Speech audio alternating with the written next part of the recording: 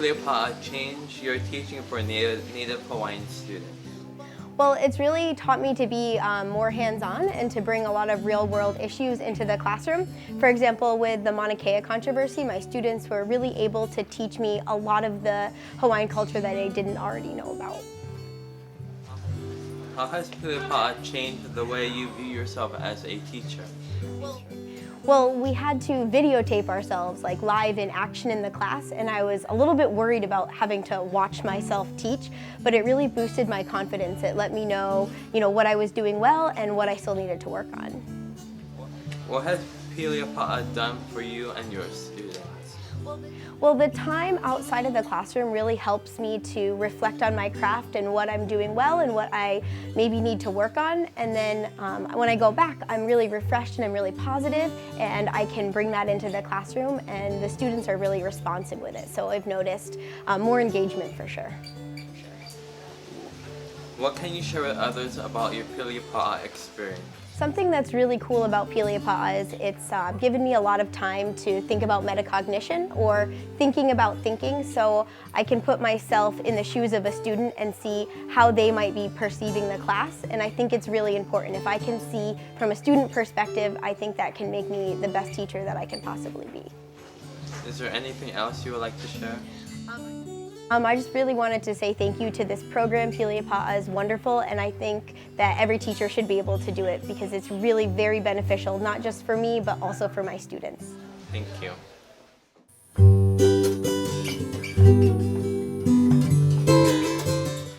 How has Pili A Pa'a changed your teaching for Native Hawaiian students? Last year I was a special education teacher, and so all of my students were boys. Many of them were Native Hawaiian, and so it caused me to really look at my unit plans and think about how I can change it up so that it's more engaging and relevant to them. So I looked at my unit on expository essays, and I changed the topics to be topics that they would be interested in, like topics around Native Hawaiian fishing methods, or whether or not tourism in Hawaii was a good thing.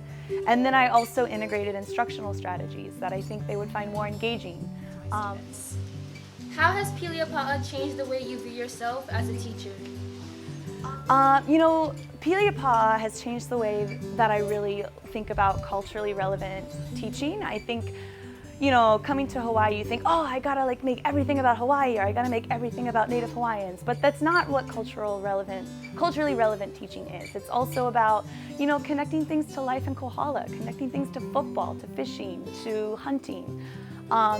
There's so much more to culturally relevant teaching than I think people, think of. And then it's also asked me to think about how I teach things, and, really focusing on instructional strategies and activities that get students to work together and talk together and make something together, as opposed to just working independently for long periods of time. What has Pili A Pa'a done for you and your students so far?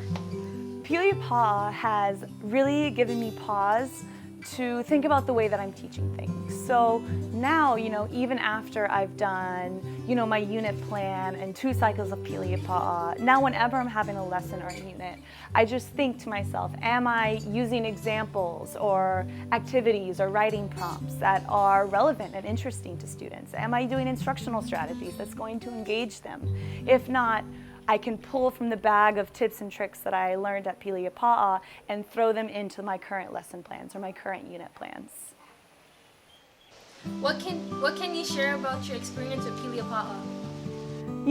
I really think that every teacher should have an opportunity to participate in something like Pili A Pa'a. I think at the end of the day, the biggest issue facing teachers is just a lack of time.